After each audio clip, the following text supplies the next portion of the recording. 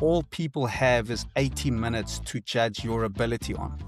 And the beautiful thing about that is actually in those 80 minutes, your influence as a coach is very limited. You want your threats to come outside the room, not in the inside rooms. There's a biblical verse, I don't know the address in the Bible, it says, but where there's no vision, people perish. If we start speaking about cricket and test cricket now, I promise you'll think I'm not a rugby coach, because I'll get up 4 a.m. to watch the Ashes. The saying, I think, that says the highest trees catch the most wind. Welcome to Coaching Culture, the podcast about cultivating culture and leadership. I'm Ben Herring. I've been loving this side of the game for bloody ages. Today's guest is Joey Mongalo. Joey is back by popular demand. His first episode lit it up, and I've had so many people loving his messaging that we had to get him back on.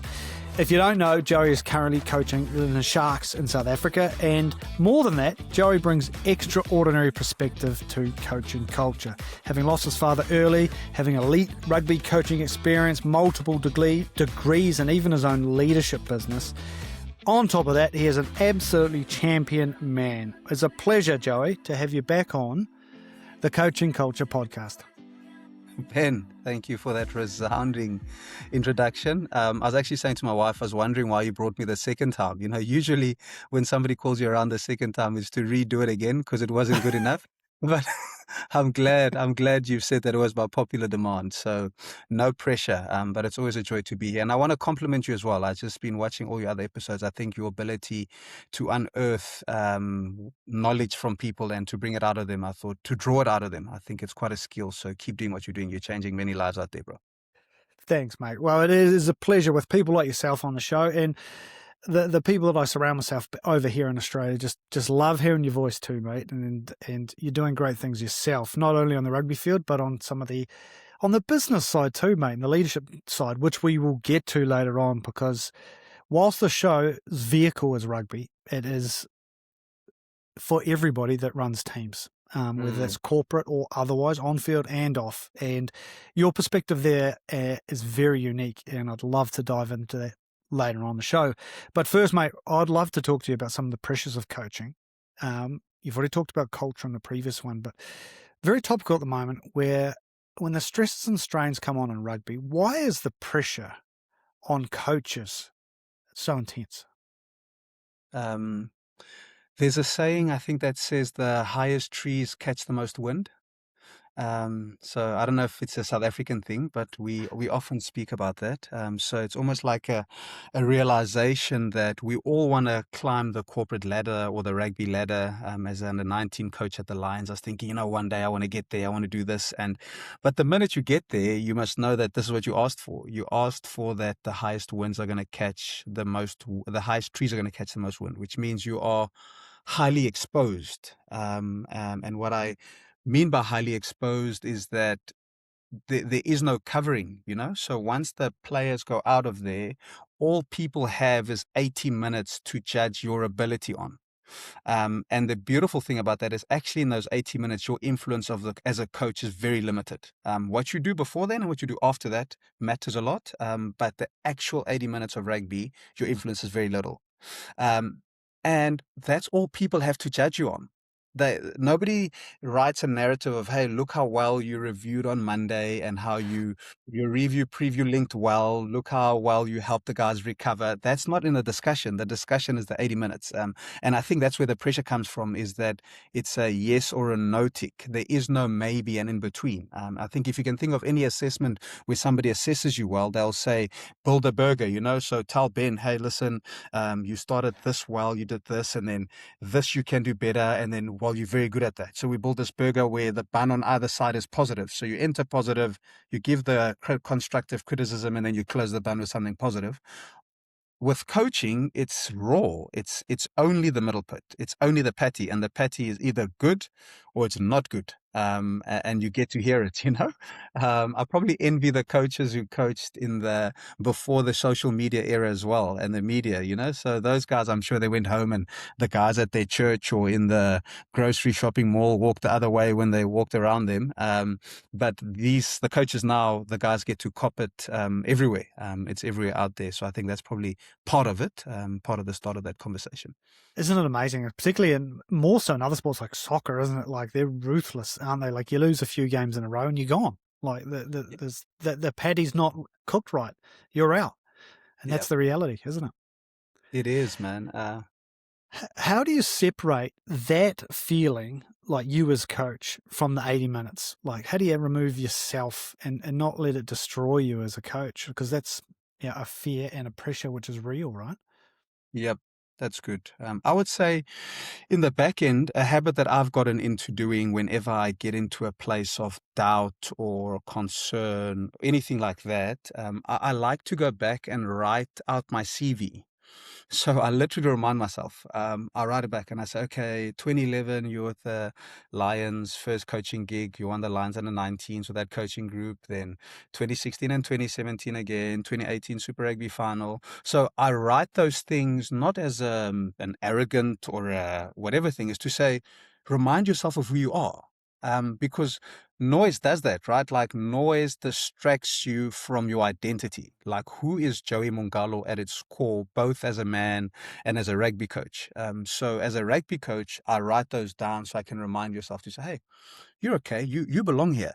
So I think once a coach or whoever is in the tall tree, you can remind yourself that you belong. I think then the level of noise gets muffed up a little bit, because the first question you can't be asking yourself is, do I belong? I think if you get to a point of asking yourself, do you belong? Then every jab that comes at you carries a lot of weight. But if I've made peace with myself and the people around me that I belong, well, I can Floyd Mayweather. I can just take the jab off my, it goes off my shoulder onto the thing. I feel it, but it doesn't carry as much weight because I'm reminded that I belong here. So that's the one. I think the other one is the strength of a coaching group. Like I remember one of my fondest memories was the 20 2023 end of the year tour with the Springboks. So I was able to travel with that group, and I just got to see close hand that incredibly tight relationship back then, which still is, with between Rassie Erasmus and Jock Nienaber. I think we lost that test match. We won the team bus. We lost the test match. It must have been 18-13 or something, or 18-15. Very tight test match. But when you saw these guys seated opposite each other of the aisle in the bus, and you see the equal disappointment and the equal pain, the equal hurt, the equal investment, the equal mourning, I realized in that moment, if you can be in a coaching group where the first thing is you don't look internally whether something is wrong. You first connect together, you feel the same, you know how much you've put in, there's no internal enemies, then you can together deal with whatever's been said outside. So I think that's a great source of support. You don't want to be looking around in the inner room. You want your threats to come outside the room, not in the inside room. So I think, and we don't all get to coach the coaching, we don't get to pick the coaching groups we are in, but if we can find one where we can have that level of support amongst each other, it's again like a shoulder jab thing, right? Like it just stops the pain. It's not a hit, because there's nothing worse that can hit you in that moment than feeling like internally there's some jabs coming. I mean, that is a painful jab. You're not expecting it.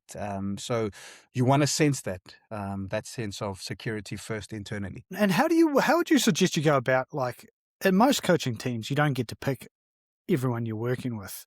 How do you grow a relationship so that it's such that you don't look internally, that you're creating those relationships where you're actually coming together? What have you done, and what would you recommend people do to strengthen internal relationships? Well, one is I haven't achieved it fully, so I'm not speaking to anybody here as a guru of some sort. But what I've seen as principles is, on a practical level, Ben, when a team has got a clear way of play and what that means, it helps a lot. So, for example, if I'm a defense coach for an attack coach, like a guy like Sways the Brain, who I was with the Lions, and his mindset is attack, attack, attack. He literally leaves the change room, and the last thing he says is attack, attack, attack. That's what they know him for. So, as a defense coach to a head coach like that, I've got to know that defense is about just get them to concede less tries and points than us, because that's all that matters. So I can't go into a game expecting 21-18. It's more like 35-25. So if I know that and he knows that, then already, because we understand the game model, plays towards that, then there's less tension because I know he's satisfied with a game where we win 45-35 because he's just saying, well, flippin', you did well. We know our game is high risk. We know our game plays without territory. We know it's high ball and play. So if we make mistakes and teams score from counter-attack, it's okay. So already we know the model is protecting us as a coaching group. I think that helps a lot. And then the other one is almost looking for synergy with assistant coaches where the work overlaps. So, for example, if we come up against a team that is massive on mauls and they score a lot of maul tries, so the connection with the forwards coach to say, I know that this week the pressure's on you, us, but on you for stopping mauls. How do we tweak our defense to make sure that the maul is a place of security for us? They don't get any joy there. So he might say, listen, it will help a lot if we tighten up the vacuum and everyone comes slightly tighter.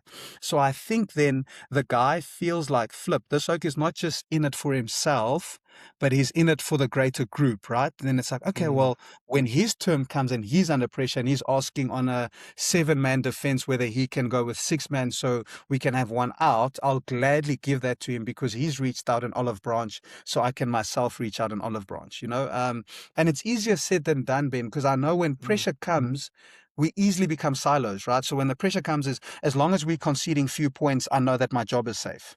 But that is almost like the primal animal instinct, right? But if we think beyond that, we're actually all in it, because if the team is doing badly, it's very rare that one department shines. All of them will just meander to mediocre. So if we can just step outside of that animal instinct part and say, okay, as thinking humans, higher order thinkers, can we see how little connection points can make all of us better, and hopefully all of us getting better makes the team better.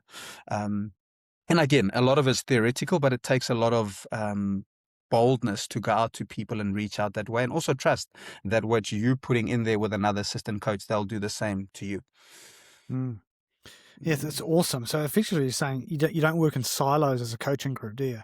You have to understand that the game is interlinked, and all these little niche points flow on to someone else's area. So you got to work with it. Like if your scrum's having a big week, it's going to affect the ability to attack because you're tired, and you're going to have players out of the defensive line. Right? So you've got to work not in your own little silo. You've got to break that down.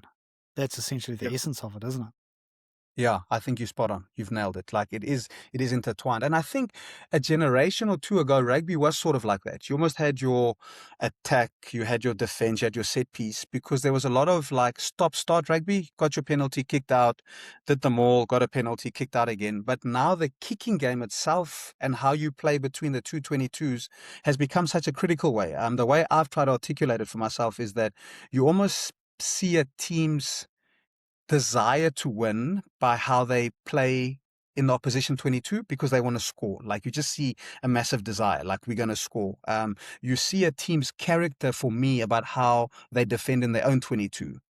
But their style, I find you see in between the 222. So if you look at the Aussies play in that area of the field, it's like high ball and play, many touches, many intricate moves. Then you're like, okay, well, they want to win the middle third with the ball in hand. If you look where England is, where the Springboks are, it's more teams who are saying, we're going to win the middle third without the ball. We want to create transition. So we want contest in the air, ball falls in that moment, we want to strike. And if we don't get it again, well, we're going to go to the air again. So that is showing more of the identity. And hence, when a coaching group for me can be clear on what that identity is and how all its respective areas align with each other in that part of the thing, then I think it takes away from, Ben, your attack is not working, Joey, your defense is not working, and Sam, your lineouts aren't working. No, it's collectively, how is what I'm doing affecting you, and how's what you're doing well affecting me as well. And you said earlier the model is protecting us as a coaching group, but I guess I would suggest people need to know the model. And would that be the head coach's job to actually relay with clarity what the model is and what the expectations are around the bigger model? Yep, Ben. And you said we're going to speak about the leadership stuff later, and where it stops and starts for me is with the leader and their conviction of their inverted brackets model, whether it's corporate, school, whatever it is, that model. If you can think about Pep Guardiola, I love the story. When he first got to Man City, sorry about that. I think he got rid of Joe Hart, England number one, before he even stepped foot at Man City, because he's so convicted that his keeper must have the skill set to pass the ball. And everybody told him, the way you play football is never going to work in England. Everyone plays long balls. It's strong players. It's not this Spanish way of tiki-taka. And he said, well, I'm going to come do it that way.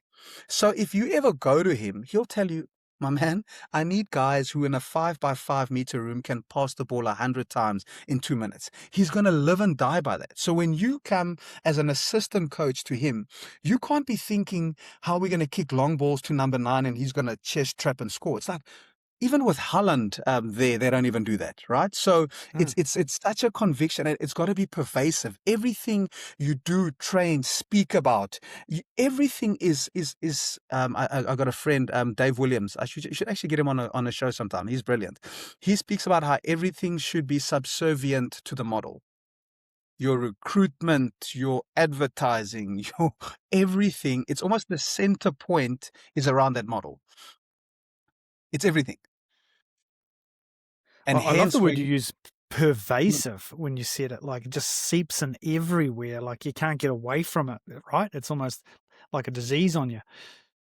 100%. I like that. I've never seen it like leprosy, but that's a great way. I'm never going to forget it, right? Like, because it's like, you can't miss it. You can't miss it. If somebody's got that, you see it from afar, you can smell it on them. It's everything. It's so, once you have that, it takes almost unnecessary decision making out of you. So let's say recruitment.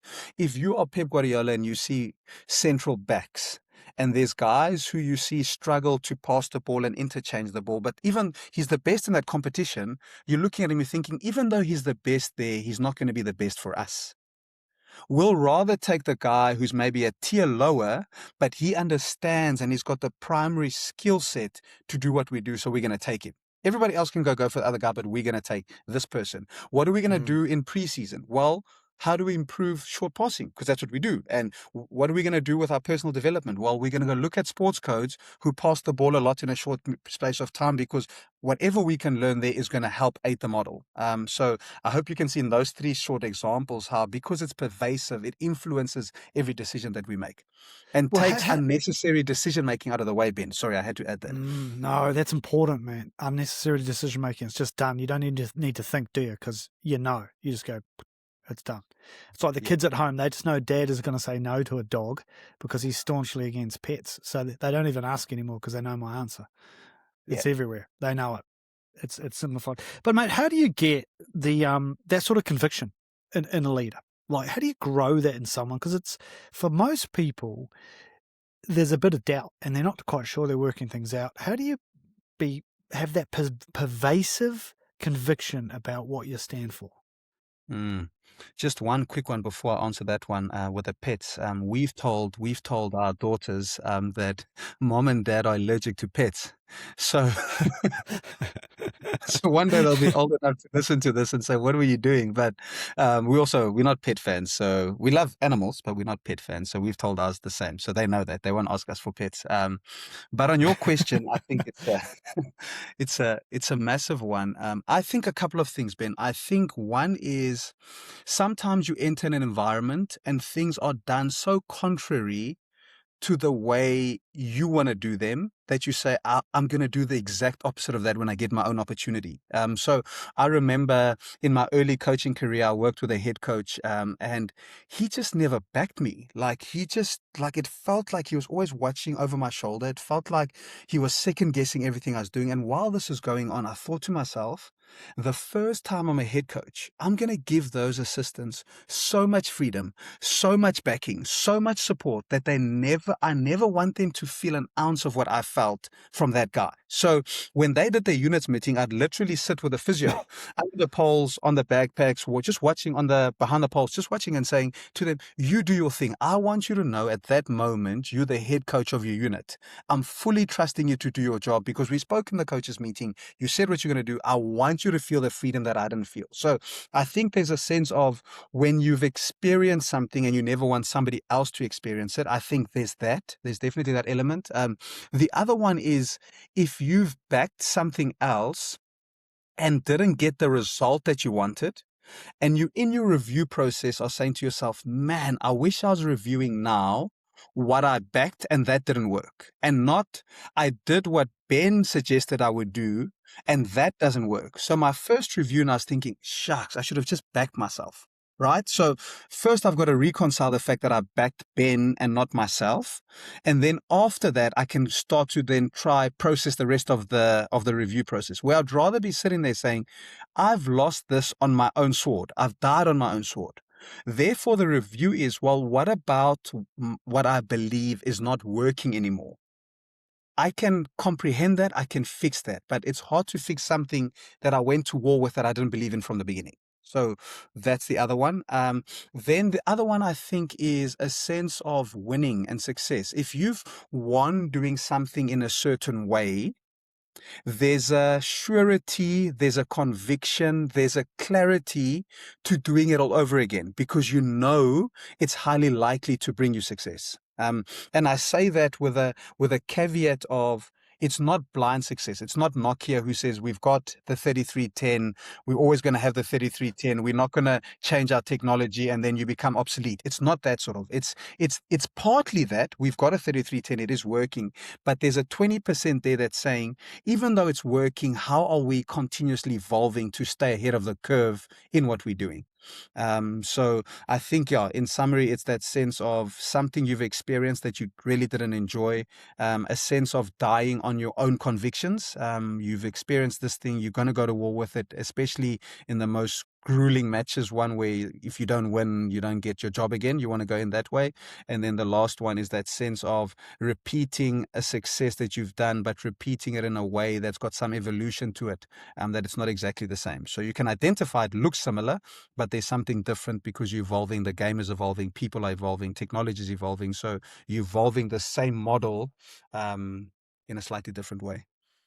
Mm.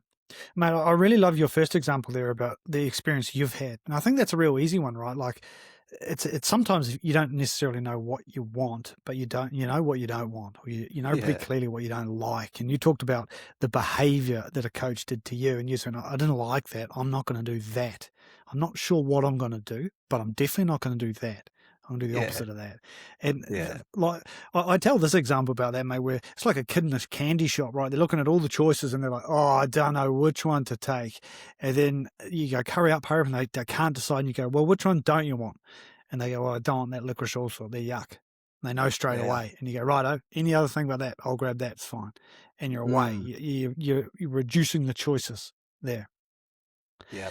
Mate, it's fascinating, mate, around that side of growing that leadership thing. But this is where we started with. It gets tricky, right? Once that pressure comes on, like it's all very well to talk about, dying your convictions in a perfect world, right? But when you are getting, say, losing streak, and you've got board members coming at you going, "What are you doing? Why are you doing it this way?" And you've got these external pressures coming to you, that changes the dynamic, doesn't it? It changes the internal swirls in your head. Mm. What would you suggest is a good way to steady that ship and just keep going if you think it's right? Or do you think you need a little bit of flex on some of the stuff? Um, I would say pre-work is an important part, Ben, with this, is that it starts with the conviction. So you're a coach, you're convicted about a way, and hopefully you can then get the assistants who got the same conviction, a playing group that's got the same conviction.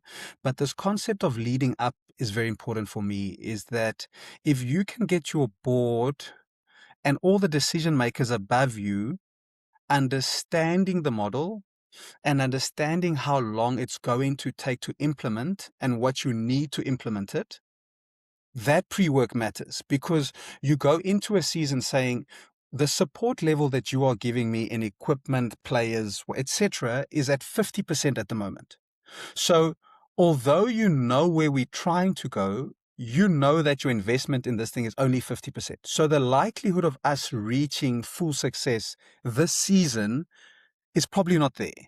So if we can work out a 2 or 3 year plan, and sometimes let's say 2 years, because realistic, you've got about 2 years in rugby. So year 1, let us settle. Year 2, let us find success, which is still quite early, because ideally you want 3 to 5 years. But let's be realistic, it's probably got 2 years, is to say, can we agree and shake hands that in year 1, what you've given to this thing to succeed is only 50%? So you're going to start seeing it, but you're not going to see it fully. In year 2, if you guys can level that up to about a 75 to 80%, then the degree to which you agree and give what we need is to the degree that which will grow, and you guys will see this model. So I think the power to, 1, control a narrative, 2, to have the power decision makers understand, even if it's roughly what you're trying to do, it just gives them something to say when they're speaking. So if you can imagine you are the president of whatever football team, let's make a football team, and the team is 2-1 down in a game, and they keep playing the ball at the back to build from the back with a keeper, because that's the model you've said. We want to break teams down by building from deep. And they're sitting there, and some person is sitting there to say, but Ben, why is your team taking such risk?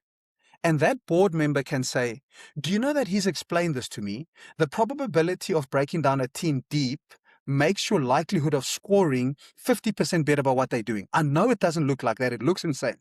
Just the fact that he feels empowered with basic understanding of your model to share that means that you've done a good enough job in pre-work to help him articulate his frustration, because that's what happens, right? You've got people there who know the game, but not necessarily throw themselves deeply in the game. Then they get influenced by either ex-players or media by saying, well, this team, Ben 11, is playing high-risk football.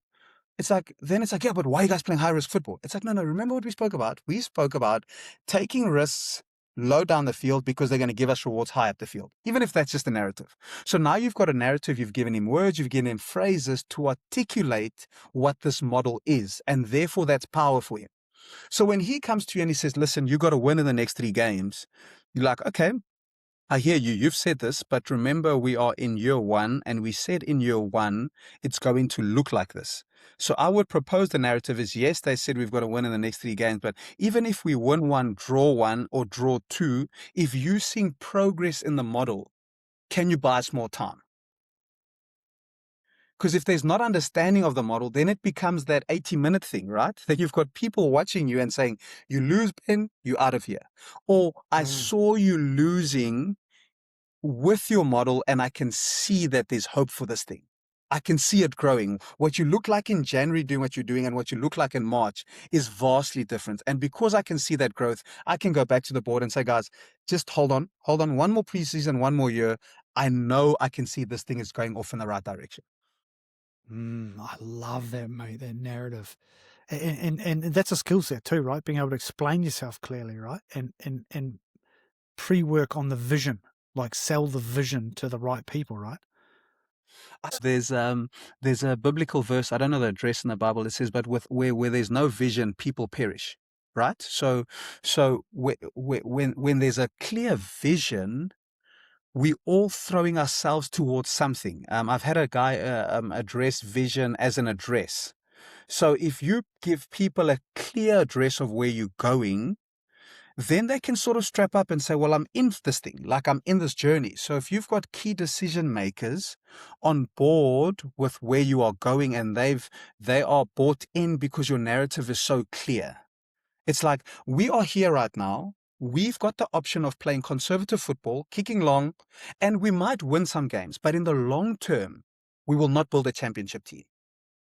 But if you can trust me that it's going to take time to break down a team that's used to kicking long, to playing risky risky, short passing, many passes football to go to the other side. If you can trust me that it's going to take time, but when we get there, we're going to have fanfare because we're going to have people coming to support us knowing there is no other team in the league that passes the ball more effectively more times than this team. So I'm already giving even the social media people a narrative. They've got things to post. Look at them in training, passing 50 passes in 2 minutes. Look at them in that translating into the game. Look at it translating them into scoring a goal. Then it's like, wow, man, I can see it. It's not just words you gave me. I saw you train it. I saw it come alive in the game. I saw it in a result. So then it doesn't, because without vision, the perishing happens. This just came to my head now. The perishing happens because then the result itself on the weekend is the judge and the only judge, right? Because there's no progress. It's no vision. So all I want you to do is win, and you'll do whatever it is to win, but you're winning often without design. The best teams win by design. Like, like let's say the Bulls of old at Loftus. You knew you were going to go there. They were going to kick out. They were going to maul you. They were going to come around the corner. People even knew their plays. They could give you their playbook, but you still had to stop it, Ben. So that is a team winning by design, right? So yeah, I don't want to lose train of thought, but I think you're getting me. Like, I'm getting passionate about the vision and that articulated well because it helps people understand what your Monday to Friday looks like. So Saturday is not a once-off result thing. They can see your design, they can see your process in making what Saturday is. Mate, this is awesome, man. And I don't think it just equates to sports. It's everything. It's business. It's life too. It's even your relationship with your spouse. If you like, I was just thinking then when you were talking, like the better I can articulate what I'm thinking and why I'm doing what I'm doing. Like, honey, I just need 4 hours to nail off this stuff because once I get this work done, I'm then there for the kids 100%. I'm not distracted. And you're going to get a different fella there. And if you can give me that, then this is the outcome I'm expecting to see. And if you articulate that well, your partner goes, okay, yeah, I'm on board. I understand. And the kids go, where's Dad? Oh, no, he's working through this thing so he can be back here and be really present when he comes back in 4 hours' time. And if you just went quiet on that and kept it to yourself, the flip side is everyone in the family's like, what the hell's going on here? Like, where's Dad? What's he doing? Man, he's been a dick. Like, he's just mucking around. Like, what is he doing?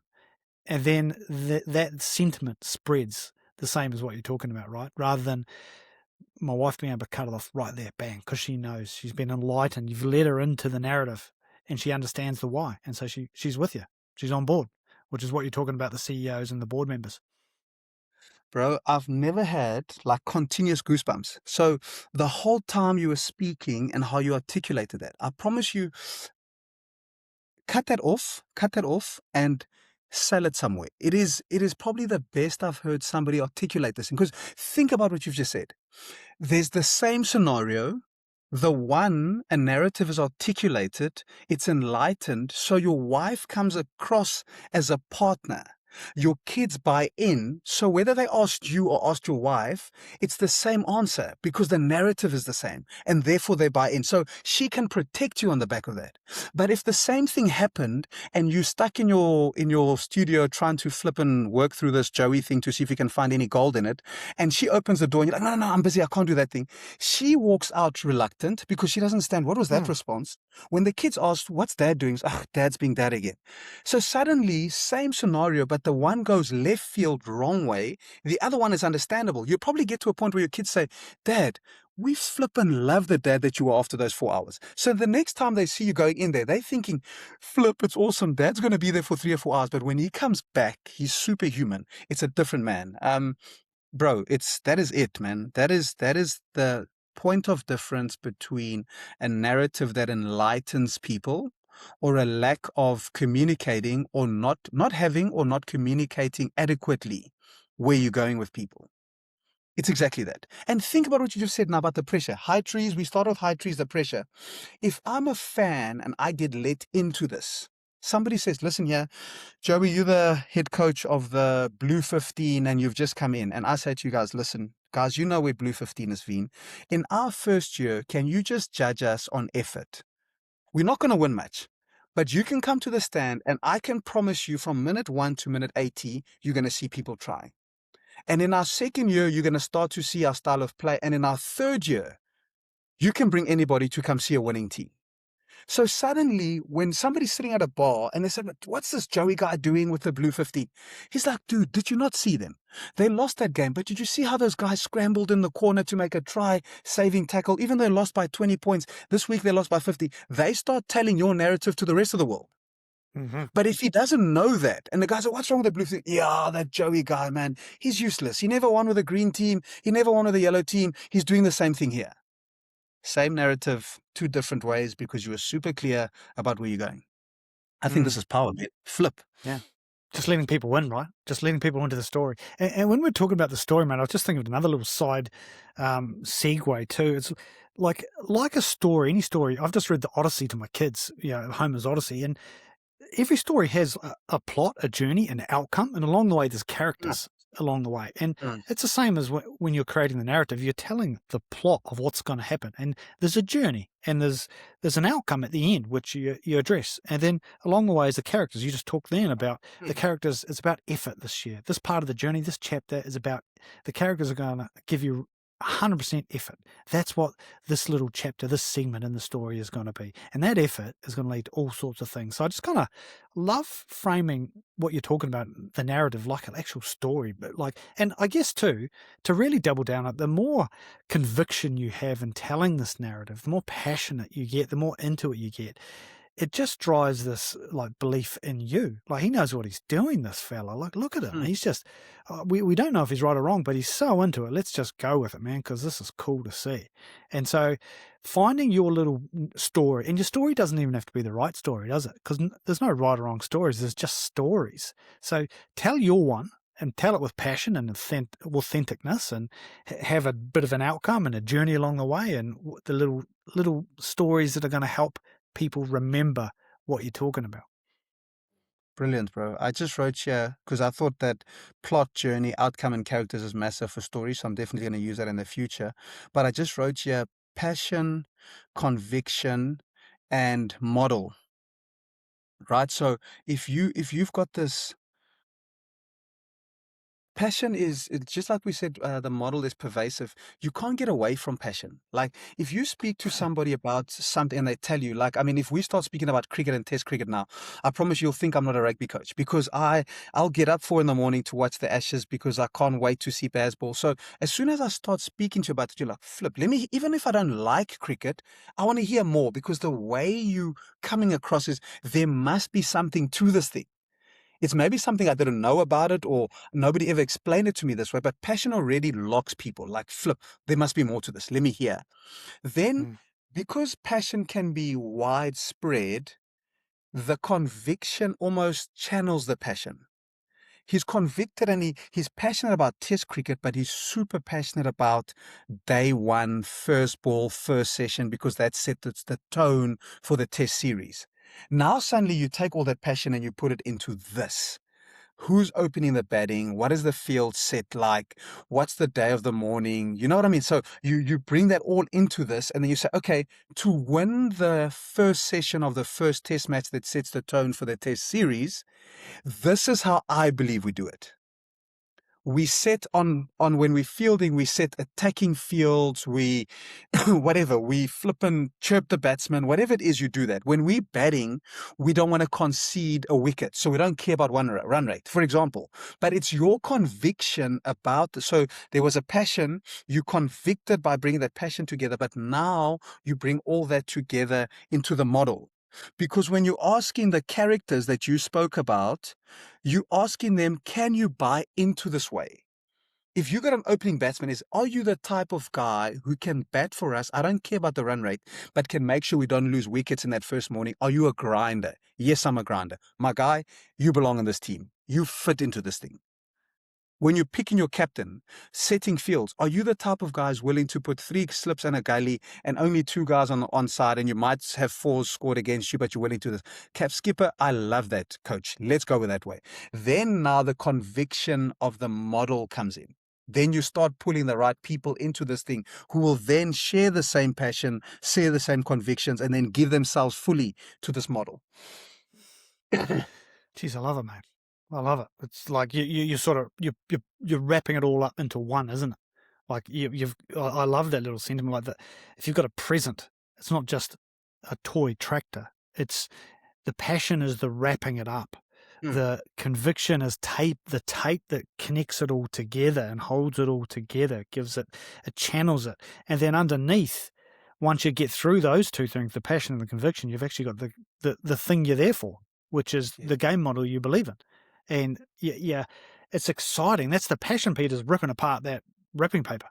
And you go, yeah. yeah, let's have a look at it. And you get down to the core root of why you're here, and let's chirp that batsman. Let's get some wickets with our bowling. All that stuff, mate. This is cool stuff, mate. Is this part of some of your leadership framework stuff that you put together in your other life outside of the footy field? Um, I'll say one more thing on your thing. You spoke about characters, so you said the wrapping paper, the tape, and then the excitement is the model because that's a real toy. Then the character is the people who buy into it, right? So the receiver of the toy is like, yes, this is what I want, man. And what they then end up doing is they disciple others. Like, have you seen my toy? You understand? Mm. And it's like, this is about my toy, and that's what, oh no, no, I also want a toy like that. Then you've got this whole group of characters, filling around this thing because I'm so passionately and convicted about this thing that I bring people along with me. But I thought, anyways, Wait. that's Can I just add? Can I just extend to this because I'm please, loving this metaphor that we're rolling here. In you're talking about the characters of people that unwrap it, but like imagine it's that childhood game. It's past the parcel and it's multiple layers. And when it stops on you, the music stops. You rip it open, and then there's another layer, and you pass it around to the music stops, and then that person gets to rip it over. Mm, And so all these different people along the way are having their little bit of passion where they get to have their little say, their little opening. And by the time it gets to the last person and they get the toy in the end, everyone's so excited because they were part of it. They don't actually mind they didn't get the toy. That's irrelevant. They go, that's cool. That's the toy. Oh, it's a nice tractor. That's cool. But what they're actually loving is that whole thing together, the whole thing wrapped together, the game that everyone was part of. Like unwrapping the game. That's what when I play with the kids. Like when we play that at Christmas, as oldies, you're never going to win the prize, and you don't want to win the prize. It's just you're part of it. You're watching the joy, you're watching the passion, you're watching the kids just into it, and that's kind of like all the characters in your sports environment too. The more passion they can have, and you're part of the narrative. You're the person that's actually making that game up. You're mm, making the layers. You're putting that together and saying, "Here you go, you're in. You're part of this play musical pass the parcel game." And they go, "Cool, yeah, we'd love to play it." And then you've got your evangelists after that. Next time you say, "Should we play that game again?" Everyone's like, "Oh yeah, we're in with you. We're with you, coach. You've got us." bro. My last ad. You might add another one. If you can think now about that past the parcel, two things I'm thinking. One, in a coaching group, when you're passing the parcel, we all are part of it. So it doesn't matter who the gift ends with, as long as we won, right? So if we maul 10 maul tries, I don't sit there as an attack coach saying, but yes, we didn't play beautiful rugby. We knew that the present was going to be about the mauling. So it landed on him, we mauled beautiful. We're all excited because we're part of this thing. That's Yeah. on a that's on an internal one. But if you can think a broader, the next level. So imagine in a rugby team, your medical staff, your media, your social media, your everyone is just as enthralled with this thing. So when the team doctor is getting somebody ready, they're like, this 5 lock is so critical to this model. I'm going to actually get them a scan on Sunday morning, which I usually wouldn't do, because I know how critical this guy is to this thing. Because you've let me in, I'm a part, now I'm an invested part. Does that make sense? So it's doing this way. Mm. Then the social media person says, well, flip, man, I know that the team's a bit of a downer, but if I can put this up as a reminder of what they look like when they're doing this model well, I'm going to put this up. Or if I want to give a little snippet to the people out there so they can also feel like they're part of this thing. So suddenly you growing this thing from an internal investment and a part, and it just keeps growing layers out and out and out until you've got fans speaking your narrative with the same passion, same conviction, and feeling like they also getting the toy passed to them in some way. Yes. And we could even say, just to branch it to everybody, this is not just professional level. You can take this down to amateur club rugby, for example, where you can say it's the lady in the kitchen, it's the guys, the old timers who lean on the bar, it's the little kids who run around the sidelines eating sausages. They're all part of it as well. So for you as a leader in that environment, these people are all, you want them playing the game. You want them in. So how you get them in, well, that's the piece which is so important, because they're the narrative spinners. Even if you think the 7-year-old kids running around chasing after the ball after it's been kicked at the goalpost, their excitement, their passion for what you're doing is just as important sometimes as what the team's doing too, right? Hundreds. I need to tell you one more thing on this. It'll change your. I'm going to get you a clip. There's a clip on YouTube. Jose Mourinho is at Tottenham Hotspur. They're playing in a Champions League knockout game. The opposition kick out the ball. This ball boy runs, picks the ball up, throws it to a Spurs player. The Spurs player throws the ball in quickly. It's a one-on-one with the keeper. It creates an opportunity. One-on-one with the keeper, the guy scores. Jose Mourinho, in his celebration, goes to the ball boy, hugs him, puts whatever, shakes his head, just to say, you don't understand what you've done. The next Monday, they get that ball boy to come meet the team. So this is what happened. When I do some stuff with the corporates, I say this organization is so aligned that from the main guy who's the head coach all the way to the ball boy, they understand that their game model is playing so quickly that it actually influenced the result. Because here's the difference. If that ball boy doesn't know, he's sitting there like this thinking, oh, flip, another Spurs game. The ball comes in, he holds it. Should I give it to him? I don't give it to him. Okay, here's the ball. And then that moment is never created. But because, again, he's led into the narrative, he understands the model. He takes that ball, throws it quickly, another quick throw, score. Well, how much more aligned are you as an organization when the head coach, who's the pinnacle of this thing, and a ball boy who nobody knew before that day are on the same page about how this organization works? Man, Ben, you get that right, you've got an organization. You've got a team, you've got a school, you've got a family, you've got everything.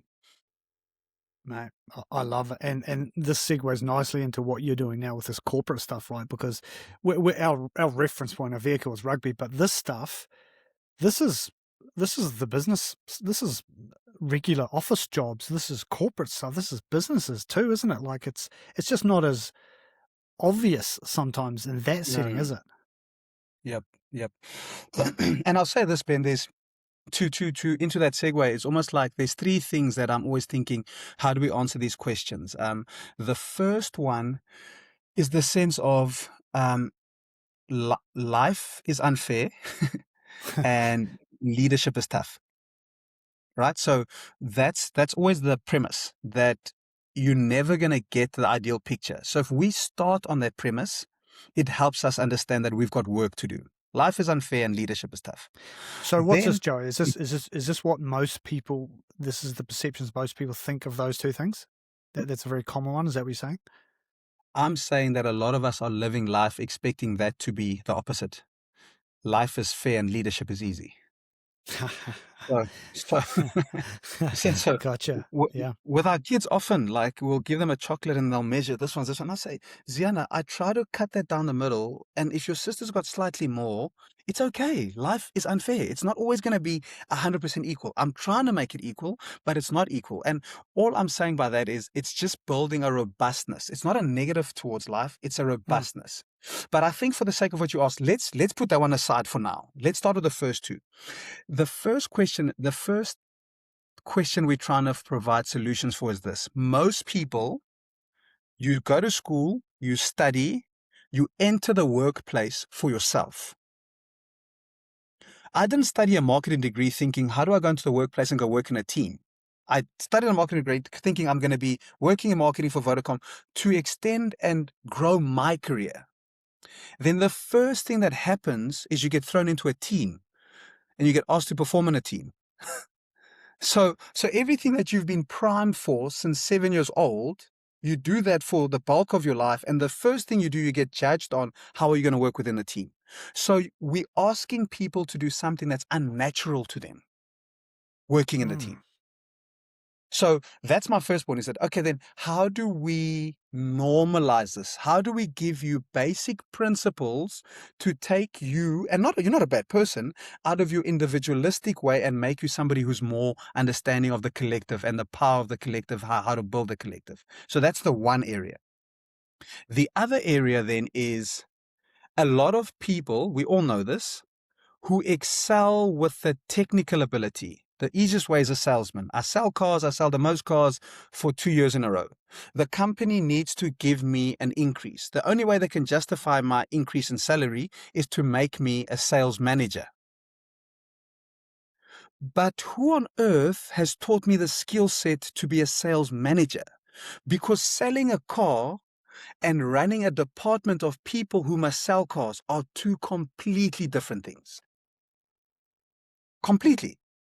The one is a go-getter, do your thing. The other one is a facilitator. So now you've put me up to a level, but you've given me zero training to help me get this right. You are hoping my ability to sell cars is going to help me lead 10 other people to sell cars. And yes, maybe I might give them the technical know-how to sell cars because I know how to sell cars. But when person 1 and person 7 in a team are having a rift, or this half and that half are having a rift, or getting all 10 to understand that if they're behind the same vision, we're all going to sell cars. Nobody's taught me that from a bar of soap. So starting with those two, I believe is a premise in most people in the world, is to say, well, then how do we then create, as a big umbrella, organizational alignment by growing leadership skills that then become leadership alignment, and then team cohesion? Those are the two main areas. Leading and leading what you call it with alignment. And I'll explain it further now, and then how that trickles down into the team cohesion. So let's do this bit. If I'm a sales manager and you are the marketing manager and somebody's the finance manager in a small company, you've got your own ego, I've got my own ego, the other guy in finance got his own ego, and we're running great departments silo-wise. At some point, for the company to reach its full potential, we need to align around how this work. So in order for sales to work, marketing might need to have a smaller budget, because sales needs to take more of the budget, because if we don't sell, we can market as much as we want to, but we're not going to be here because we're not selling anything. But marketing is saying, but flip, guys, I need to get you out of there so people can actually know who you are so we can sell. Then the finance guy is saying, listen, guys, I just need to make sure that we meet bottom line so we can pay salaries. If we stay in our silos that way, what happens is the finance people working in my team look at these marketing people, say, all you guys ever do is want money. Then the marketing people look at the salespeople and say, you guys don't understand that if we're not here, you won't be able to sell anything. Then the salespeople look at you guys just sit on your backsides and you advertise stuff on social media, but you don't actually do anything for the company because we're the ones who are actually selling. The same scenario, but the marketing manager says to the sales manager, yes, I can see we're going through a bit of a difficult dip with our sales. What can we do as marketing to help you? Can we give you some budget? Can we give you 1 or 2 resources in this thing to help you with the sales element, because we realize we can do that? The money person says, I completely understand that. So I'm going to give some of this budget to go there. When the people and the teams underneath us hear the story, suddenly they look at each other thinking, flip, man, I've got so much respect for you guys, because you're actually willing to give us an extra resource to help us sell more because you're seeing our value. Then we're looking at the finance people and saying, wow, I actually admire the way the sales and marketing team work together, because I can see when the one needs, the other one's willing to give, so they can see how they're washing each other's hands. That can only happen because the 3 heads at the top got onto the same page. So when the leadership is aligned at the top, the people doing the work at the bottom can be more cohesive across teams. I've said a lot. I want to hear what you have to say, because I've got more to say, but I at least want to hear what you're saying so I don't sound like a monologue. No, I love it, mate. I'm just writing notes, mate. I just think it's like what you're talking about here is going back to that sort of narrative, like aligning everybody in this process too, right? Like making sure everyone feels like they're they've got something to say, that, and you're not working in silos. We talked about that from a rugby perspective. The forward coach can't not be with the attack coach or the defence coach. Same in any sort of team. Your marketing team can't be disjointed from your sales team. They've got to have that connection, because it's a layered approach. And I just think, man, the crossover that high performance sport and business is just, it's there. And I think the interesting one is, whilst it's normal in sport to work as a team, you addressed in the corporate world, it's not. Like, you go into a rugby environment and you learn from a young age, you've got to work together as a team. You learn that when you're 7 and you start playing. And it's the whole way through. So by the time you get to pro, you've got all those years of working in a team professionally. Whereas, like you said, you go to university and study to be an accountant, you're working on your own, and you've got your own agenda, and it's only later you get thrown in, and you've got to adjust. And that's where all the stuff you learnt from the sporting environment, professional sporting career, lends itself so well to the business world. And I think where you spot on there is that we're almost primed into one or the other, right? And that's the beautiful. You primed into sport and teams. You get that. And if you can think about a team, why we love teams so much is there's things that I realize early you can do that I can't do, but the team needs it in order for us to win. So if I'm a bowler and I'm playing 4-day cricket, the batters who can bat for time and bat long and get runs on the board, I love them because I know that I'm going to get my massage, I'm going to get my feet rubbed, I'm going to get my quads rubbed, I'm going to get time, because this guy, the longer he bats, the fresher I get, the more I can bowl gas when I get the second innings. But if I don't appreciate that, if I don't know that about you, I'm only going to think bowling, bowling, bowling, and my whole world becomes bowling and I forget about everybody else. So if you spoke about the easy translation, is like when we'd enter a corporate environment, to say, if you guys looked around the room, whose skill sets, what do you bring to the table? And what don't you bring? What can't the team rely on you on because you're just not great at it? And whose skills do you admire in the team? A basic exercise like that says this: I'm Joey, I like admin. Let's say I like admin. But what I don't like is critical thinking of ideas. Just give me stuff that's done, that's ticking boxes. I can do that for you the whole day. The next person sitting there says, Jeepers, I'm so glad you're here. I absolutely hate admin. Like, I can't, I hate it. But what I can do is I come up with ideas. I do this thing incredibly well. It doesn't mean this. It doesn't mean the person who hates admin will never have to do admin. It means that they'll do the basics, but they might leave the overall team admin to be supervised by the admin heavy person. And it doesn't mean the person who's admin heavy will never have to think about ideas, but they'll always be able to know there's a point person I can go to and say, man, I've thought about this thing. What do you think? Good idea, bad idea? Actually, that's a good start, Joey. Well done. If you think about it more this way, go this way. Oh, flip, I knew I could come to you. So that way, we're starting to value each other. And that's why there's not a jealousy to it, because it's just, you have a skill set that I don't have, so I just want to maximize it. And you have something that I don't have, so I want to do well. So the leadership model, when we're doing leadership training, we often speak about is, how do I manage and maximize my strengths and work-ons? Because once I know how to manage and maximize my strengths and work-ons, I can then, as a leader, mold and mobilize others. So when I'm coming into the team on that same model, I'm thinking, in this context, how are my strengths? How can my strengths make this team better? And how can I manage my work-ons in such a way that they aren't a detriment to the team? The team's aware of them, but they're not a detriment to the team. So there's a sense of self-awareness and all of that, but I'm consciously aware of how am I rocking up in the environment.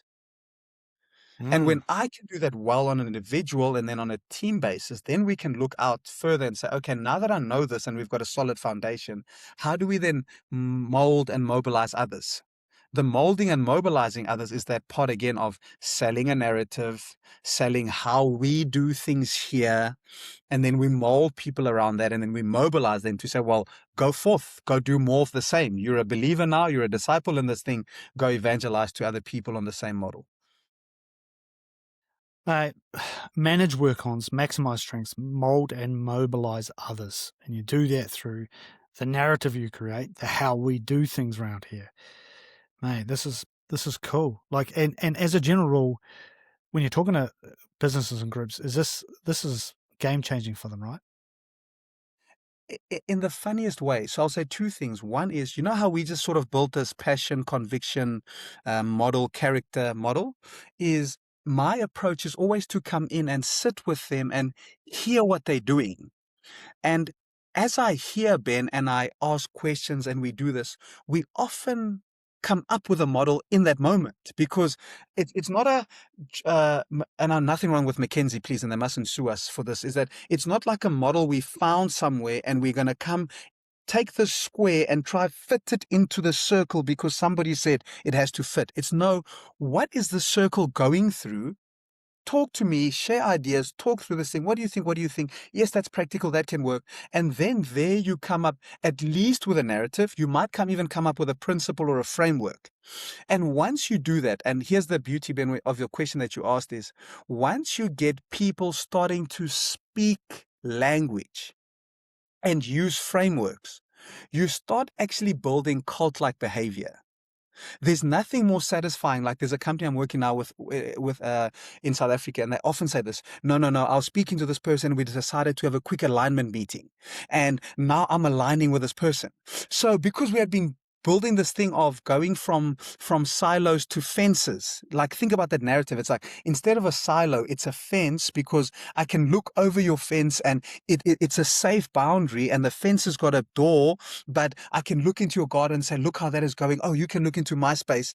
Now, because that was all built on alignment, now you suddenly start them speaking, no, I had an alignment person with this here, or I didn't send the email. I first went to have a belly-to-belly conversation with them, and then I sent the email as conversation. Then I'm like, yes, this is sticking. Because what it is that they were doing certain things, but now we're naming them. Now we're framing those things, and suddenly we're going in the same direction. So it's taking haphazard things that either done or weren't done, but now you're putting them into a framework. I'm going to stop speaking now, Ben. Is my pattern with this stuff is like it's like a cult. Hey, like I'm sensitive to anybody who's been part of or been affected by a cult. But if you can think about a cult, it's always got like a cult leader who's got these strong passions and convictions, right? They've always got that. Then they're always selling you a narrative of there's always a baddie in it. So if the cult is built on let's live at the coast, the baddie is everything that is big cities. You don't want to live in New York, you don't live in Joburg, the air is bad. There's always a baddie. But then afterwards they always tell you a narrative and they all speak the same language, isn't it? Like you come in and you say, oh no, did you know Ben Haring's podcast? Ben was the founder of A, B, and C. It's like you speak to one, you've spoken to all of them.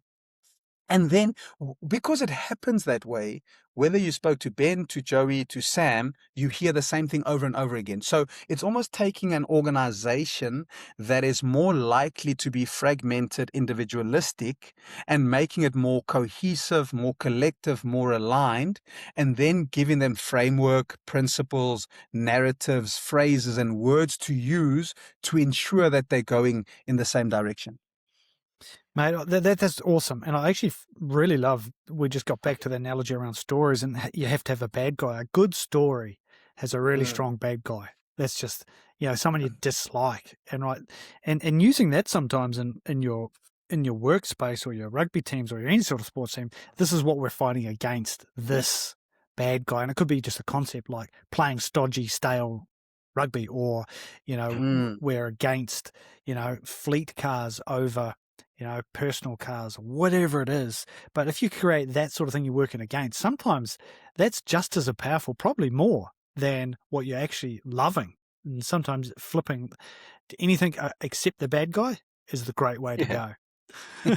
Exactly. Now, mate, you also, I want to bring you back just quickly because you talked about there's something which I really was intrigued at. Life is unfair, leadership is tough. Yes. Can you just quickly give me the synopsis of what that sounds like? Because I think for a lot of people, they resist that stuff, and I think it's important for leadership just to touch on it. The reason I did that, Ben, I was if you can think about leadership, there's probably not another topic that's the most written about, that's the most spoken about, that's the most whatever. It's been used, abused, misused. It's just been there. But if you look at the output of just leaders across the board, I mean, you can look leaders of nations, leaders of teams, of organizations, it's still lacking in its application. And there must be a reason for it. And what I've then tried to drill down in watching my own personal experiences, I mean, having seen leaders like Heineke Meyer all the way to John Plumtree, and having sat somewhere in Rassie Erasmus's environment, I've seen some of the best leaders in rugby. And when I look at them, and even leaders you read about away from the game, is there's a sense there that they've always overcome some sort of adversity and they've normalized it. It's just there's a thing to them. If you hear their life stories, there's a sense that they've overcome a lot, they are overcoming, and they know they're going to overcome. You don't get a sense in them that I've overcome once and I never have to overcome. There is that sense of that life is unfair part, and the leadership is tough part is this. And this is why I believe leadership is the most written about, but the least applied thing, is that the principles and frameworks are simple but not easy. Right? So leadership, it's bloody tough. Like, having to let go of people is tough. Having to drop players is tough. Having to tell people that we're going in that direction, we're no longer going there, we're going that way, is incredibly tough. So at that moment of having to make those leadership decisions, those tough ones, I think there's in us, because we got an innate desire to be liked and wanted and valued and seen, we often can compromise and make the decision that we feel is the most pleasing to the crowd. Not the best for them, the most pleasing to the crowd. If you can think about, if we can take leadership just to mom and dad, and if you think about most people who are raised like by solid mom and dad, most of the decisions you look at and think, why is he making me do that? Why do you make me come home from school as a primary school kid and shine my shoes and wash my socks? My friends don't do that.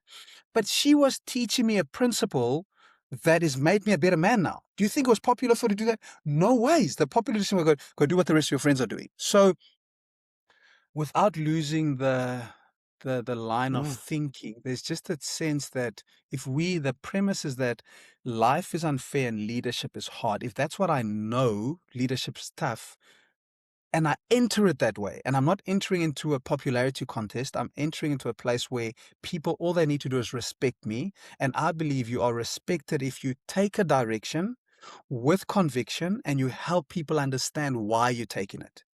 And if it works and you keep taking it, beautiful. And it doesn't work and you've got the ability to come back and say, man, I was with all conviction convinced about that thing. I gave it everything. We gave it everything. But you know what? It might be time to think that there's a different way. And I'm going to ask you to follow me with the same conviction to the same different way. I hope I've explained it well, man. But I think the crux of it is that, it's not easy. I love it, mate, but I'd probably just flip it just a dash, mate, too, because life is unfair and leadership is tough, and that's the truth. But you can flip that to actually make it a good thing for you and an excitement thing, because life is unfair, and that's cool, because if it's all fair, then we're all getting the same, and you don't want it to be fair. My kids, when I say that to them, they say, why does my brother get to have the big spoon of ice cream? And I say, well, do you want me to treat you exactly the same as your brother? And no.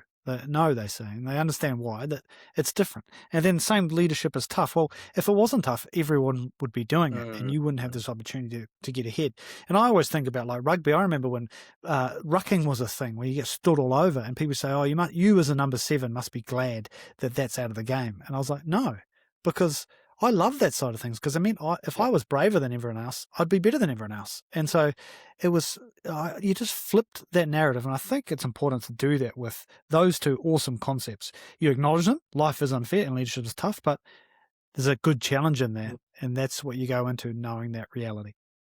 Now, mate, I would like to just quickly talk about this cool company you're doing, if I may, because we've been going for ages, mate. I could honestly talk for hours, and I don't want to do that because I know you've got things to do. Team IP3, that's you. That's your business.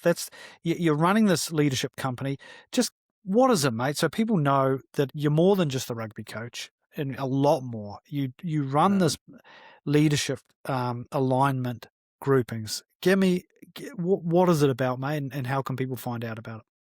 Yeah, that's good. And I think the crux, Ben, is I always loved running something alongside rugby. I've always challenged to do that. So I love that part of life. And now it's to run something that takes what I'm learning in rugby and appropriately puts that into the corporate context. So Team IP3, firstly, with the name, is the name has got, it's got meaning, right? So started the name to say every time I work with people, the sense of team is important to me and unity is important. And how do you gain unity is how I've seen is that there's a strong sense of identity. That's what the I is. Like there's people who identify with something and they're super clear on who they are, why they're here, right? Like there's, that if you go to Woolworths in South Africa, it's going to be cool temperature. The food is going to be of the highest quality. If you go to wherever, there's just a clear, you can identify them and say they are that niche in the market. So when you're looking at your team, is the sense of, do people say, well, this is what those people stand for? I can just see that in them, right? So it's pervasive. It's clear. You can see it.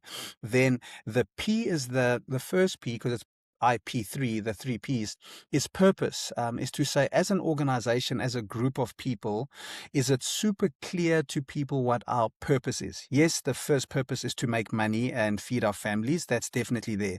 But is there a purpose beyond that people buy into when money is not a thing for them anymore? Do we play? You can play rugby to win rugby games, but is there a way to, when you've won enough rugby games, that you're changing people's lives, that marriages are being what you call it, highlighted, that people are growing as men, that there's beyond the game, people are growing as people? Is there that purpose? Is that super clear? Beyond making your money, are we doing more with our money than just making it, right? Is there deeper purpose? Then the other one is your philosophy. So what do you live and die by? If these people sell cars, you sell cars. For somebody to come sell cars for you, what is your way? Are we people first, or are we just about sales, or whatever it is? Somebody coming into you say, wow, man, I can see that this dealership is different to that dealership. There's a sense there that how they do things. You can almost interlink philosophy with culture. They're the same. It's the way they go about doing business. There's a clear philosophy to it. It's not a one day this way, another day this way. There's a consistency to that part. And then the last one is then put together processes and people, that the people and what they go about doing on the daily is super clear. Again, that 80-20, it's 80%. Everybody knows where they are, what they're doing, with that 20% leeway of, this is how we can get better, this is how we can improve. But there's such certainty and understanding, and systems and those processes are so clear. So we know what we're doing. So that's what the name is about. And then ultimately, I would say this, Ben, we are an organizational alignment team. So we get joy from helping organizations align. And the two areas that we speak into is leadership alignment, is having the people at the highest level of the organization be aligned. And that alignment is only judged by how the teams underneath them are working cohesively. So we're arguing the degree to which an organization is aligned at the leadership structure level, like we did earlier about the marketing, sales, and financial manager. When that alignment is proper, the cohesion at the bottom here within the teams, the people on the ground, happens a lot better. Similarly, so if you can imagine, the narrative is this that we use. So imagine you and I are coaches of a rugby team. It's halftime. You, the defense coach, you tell the guys, listen here, we're under pressure defensively, kick long because we need territory. My turn to speak as the attack coach, I say, guys, we need to score points. So I need you guys to take high risk rugby and play from everywhere. That team walks out and they kind of think to themselves, what the flip just happened? They didn't actively disagree with each other, but they actually just told us two different things. The other change room, somebody says, listen, we're under pressure defensively, but we're a brave team. So keep taking risks from deep in a half, that if we make a mistake, just kill the ball. Then the attack coach comes out and says, boys, we need to score. We're playing high level rugby. We're going to risk, we're going to kick cross kicks. But as Joey just said, if a mistake happens, just kill it. We'll defend from set piece. That team walks out and says, man, we're going to go. So often in companies and even in football teams or rugby teams, there's people giving such multiple messages. So the people on the ground are going there thinking, I literally don't know what you guys want from me. Because the one came and said, kick the ball. The other one said, take high risk. The other one said, kill it. It's like, what do you want from me? The other organization says, they both said we're a brave team. The one told us to be super brave, but just kill it. The other one said, go extraordinary brave and from everywhere. But I'm reminding you, even though it's not my role, my department, just kill the ball because we know it affects other department in another way. That's what we're trying to do. Joe, mate, I'm excited just hearing about it. I want to be involved in this, and I'm a million miles away from you in Sydney. Now, mate, I think people would be just amiss to not connect with you if they're running any sort of team or just struggling for alignment to get hold of you. And you can reach yourself on joeymongalo.com. It's all in the show notes here. And I couldn't recommend it more, mate. The way you talk and your experience, your articulation, your values and vision is absolutely gold for any organisation, mate, wanting to grow their teams. I think this is probably going to be a third chat, mate, because we just get carried away on this and we just dive deep into analogies and stories, but we have to knock it on the head, mate, because I want to keep it into a nice, succinct little level where people can listen to it on their way to work. If I may, Joey, I'd just like to do a really brief sum up and just highlight the 3 key points that I got out of this chat with you. And they are this. Number 1, own the narrative. Now, we talked at length and we made all sorts of crazy analogies about this, but just that concept of articulate yourself well. Do that pre-work, do the leading up work, and making sure that the story you tell excites people. And I just think that's a wonderful one, not just for sporting context or business context, but your family and relationship wise as well. Number 2, don't build silos. Make fences with little doors you can walk through and look over and see what other people are doing. Too often in groups, we hold our little things close to our chest and we think it's all about us, where in teams, you've got to let others in. You've got to be connected because everything affects everything. And there's no such thing as a silo in a team.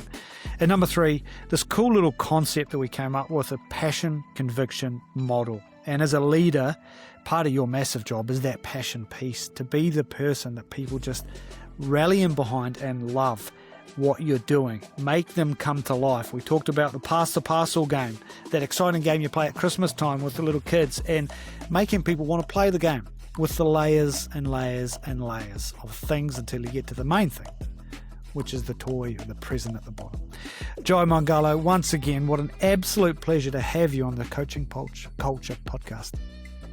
What a joy, Ben. It's a joy speaking to you, and I look forward to episode number 3 together, mate.